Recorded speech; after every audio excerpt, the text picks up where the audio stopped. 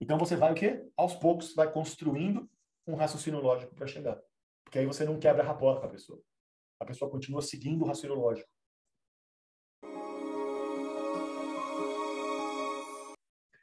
Vamos imaginar que eu estou numa reunião com alguém e nessa reunião o objetivo é falar sobre um assunto logístico da empresa.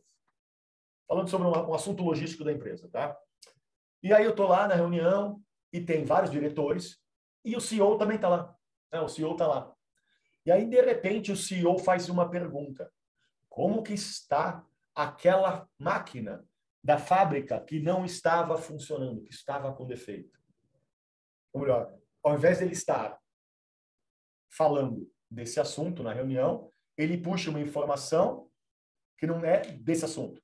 Ele vai para o assunto, como é que está a fábrica? Como é que está a máquina que estava quebrada da fábrica? Está funcionando? Está quebrada? O que aconteceu? A preocupação dele não está como planejar os investimentos do ano que vem. Tá? Como é que está funcionando a máquina da fábrica. Vamos imaginar que ele é o chefe.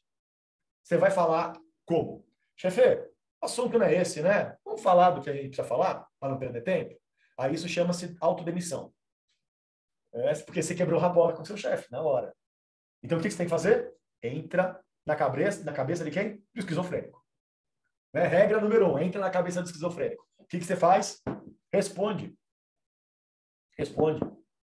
Então, aquela máquina já está funcionando, o técnico foi hoje para resolver. Você responde. Uma vez que você respondeu, você não volta direto para esse assunto. Você vai aos poucos para esse assunto. Porque ele tem que compreender toda a lógica da sua comunicação. Então você fala, aquela máquina, o técnico foi hoje e amanhã já vai voltar a funcionar. E uma vez que ela voltar a funcionar, ela vai voltar a produzir o número de peças que a gente precisa para aquele nosso produto poder ser vendido e a gente pensar onde que a gente vai usar aquele dinheiro no próximo ano. Então, o que eu fiz? Eu construí toda uma ponte desse assunto para esse. Então, a tendência é que a pessoa consiga me acompanhar. Ela consegue me acompanhar no raciocínio crítico, no meu raciocínio lógico, para chegar nesse assunto. Então, a gente está junto aqui de novo. O foco da atenção vai estar aqui. Se eu não fizer isso, muitas vezes ele vai estar onde? Vai voltar para cá.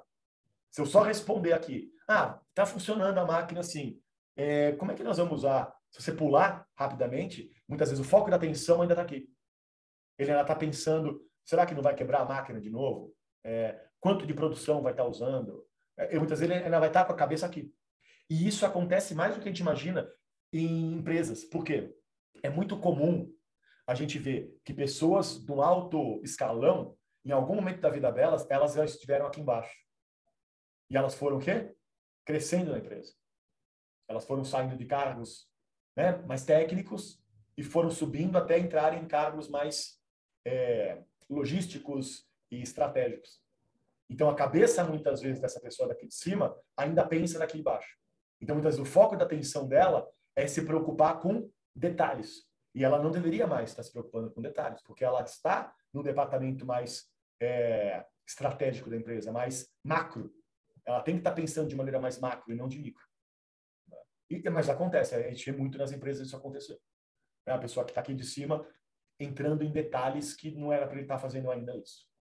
Ou porque ele já fez isso antes, ele sabe o que pode acontecer, ou não confia na equipe que faz isso, porque ele talvez saiba mais. Talvez ele saiba mais do que o cara que ele contrata, que é um dos erros que acontecem muito. Uma pessoa de cima contratar alguém de baixo que sabe menos. Sempre vai ver erro. A pessoa que sabe mais sempre vai ter a tendência de ver os erros dos outros. E aí vai ver o erro do cara de baixo e vai querer fazer o quê? Fazer no lugar. Não, sai daqui da cadeia, deixa que eu faço. Vai estar trabalhando dupla jornada. Né? Muita gente que está aqui em alto cargo faz dupla jornada. Porque faz o trabalho e ainda faz o trabalho dos outros. Porque ele entende do trabalho dos outros. E vê erro no trabalho dos outros. Né? Se eu não me engano, acho que foi o Henry Ford, que ele falava que ele só contratava gente, especialistas em cargos que sabiam mais do que ele. Porque senão ele queria botar o bedelho dele o tempo todo. Então ele sempre contratava alguém que da área sabia mais do que ele. Que ele tinha que confiar. Então ele não tinha esse problema de confiança, aparentemente. Né? O problema dele era, Eu prefiro contratar alguém que sabe mais, porque eu não vou ficar olhando e botando meu olho ali. Eu vou deixar a pessoa trabalhar lá. Se ela está entregando o resultado, mantém. Né? Se o resultado está aquém, aí eu vou lá ver e peço uma outra opinião, um outro especialista, outra pessoa que também sabe bastante. Então você vai o quê? Aos poucos vai construindo um raciocínio lógico para chegar. Porque aí você não quebra rapport com a pessoa. A pessoa continua seguindo o raciocínio lógico.